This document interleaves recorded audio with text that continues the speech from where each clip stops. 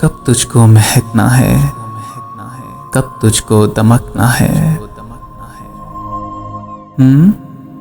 फारिहा, कब तुझको महकना है, कब तुझको दमकना है।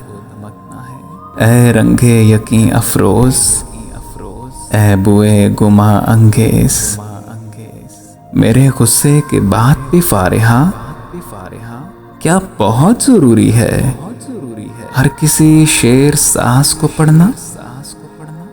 क्या मेरी शायरी में कम है गुदास, क्या किसी दिल गुदास को पढ़ना।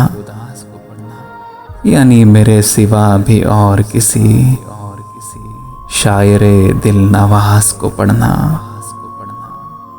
क्या किसी और की हो तुम महबूब, बताओ ना, क्या किसी और की हो तुम महबूब।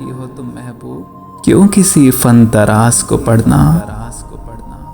यानी खुद अपने ही करिश्मों की दास्ताने दराज को पढ़ना। ठीक है, ठीक है, अगर तुम्हें पसंद नहीं अपनी रुदात को पढ़ना। वाकई वाकई तुमको चाहिए भी नहीं मुझसे बेइम्तियाज को पढ़ना। क्यों तुम्हारी अना को भूल करे मुझसे एक बेनयाज को पढ़ना। मेरे गुस्से के बाद भी तुमने नहीं छोड़ा मजाज को पढ़ना। मेरे गुस्से के बाद भी तुमने नहीं छोड़ा मजाज को पढ़ना।